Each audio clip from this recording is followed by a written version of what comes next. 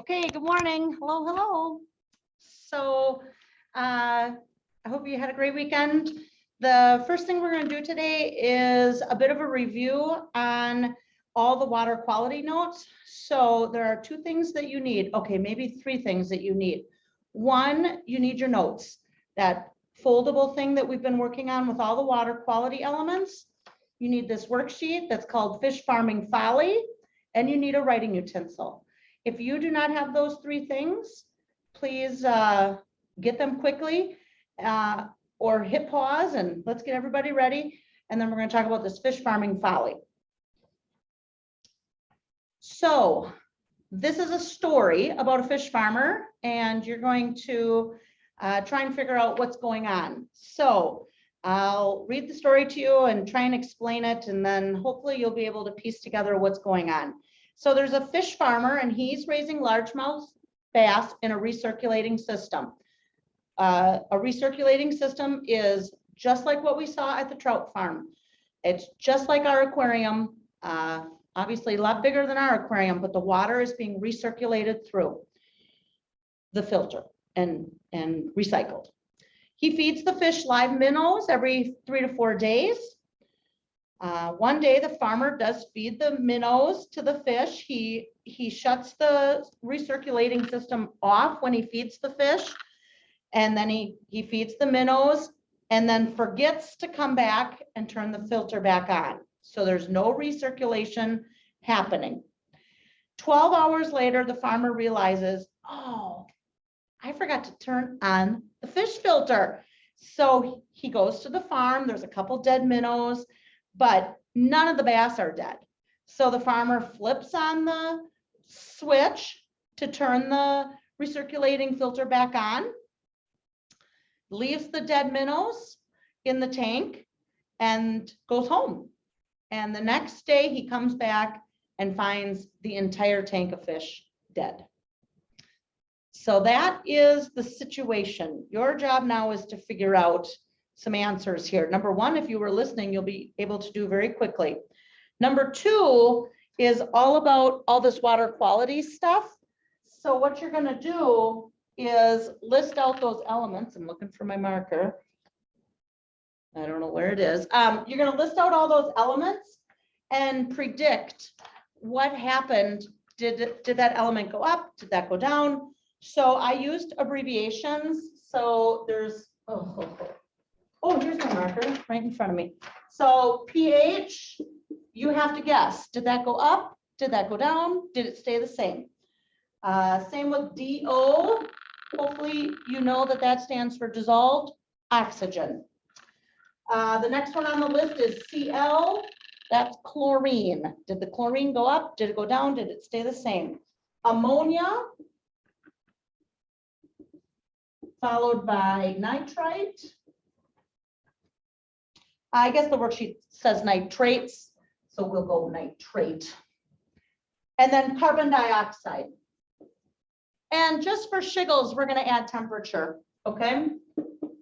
So I'd like you to tell me, did they go up? Did they go down? Did they stay the same? Okay. Number three is just a question where you have to think through, why did the bass die? The system got turned back on. That doesn't make any sense. The bass should have been fine, but they were not. Why? And number four, what should this farmer have done differently? So please hit pause, work through this. It's okay for you to have some conversation about this and get these questions answered. Talk it out, because I think there will be some good conversation. You're smart. You'll be able to figure out how these are all related and working together. So pause the video. When everybody's done, unpause the video, and we'll go through the answers.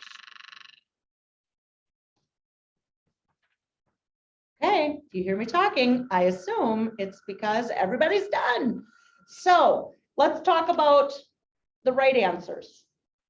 Recirculating system, again, is a recycling system. We're recirculating all of the water through the filter. That way we are using the water wisely. So I think that was probably a question that was easy, I hope. The next one where we're trying to figure out what happened with all of these elements might have been a little more tricky. I wish I was there to converse with you, but I'm going to go through the correct answers and the whys. Temperature would have stayed the same. The temperature was not affected by this circumstance at all, so there would have been no change in the water temperature.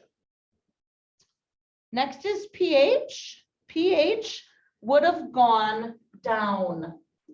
The water would have become more acidic in this circumstance, and the pH scale, if you remember the pH scale, oh, you can't see the pH scale. The pH scale runs from 1 to 14, 7 in the middle, which is we usually operate somewhere in that 6 to 9 area.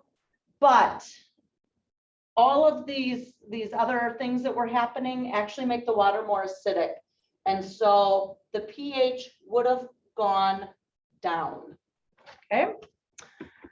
Dissolved oxygen. Dissolved oxygen would have also gone down while the filter was off. When that recirculating system was not running, there was no oxygen being added back to the water. It's the falling of the water from the filter that creates the waves, creates the tension on the surface to add oxygen. So it would have gone down. Obviously, when he turns the filter back on, then the dissolved oxygen went back up. But while the system was off, it went down. And the question does say, what happened when the system was shut off? So dissolved oxygen went down. We're going to skip down to CO2 because if you remember from our conversation, dissolved oxygen and CO2 are opposites. If dissolved oxygen went down, CO2 went up because it was being consumed through the processes that were happening. So there you go. Chlorine was not affected. Chlorine comes from city water. There was no additional city water added. So chlorine would have stayed the same. Hopefully it was 0 because that's the desired level for chlorine. Ammonia and nitrates. While the system was turned off, remember there were some dead minnows. So we've got dead things in this tank. The source of ammonia is dead things. So the ammonia was increasing while the system was shut off. And when the farmer realized the system was off and turned it back on, he actually caused the ammonia levels to increase even more.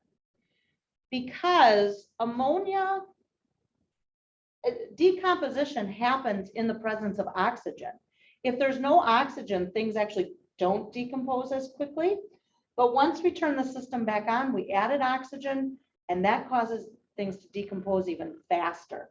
So ammonia was high, then we turn the system back on, which would have caused it to become even higher.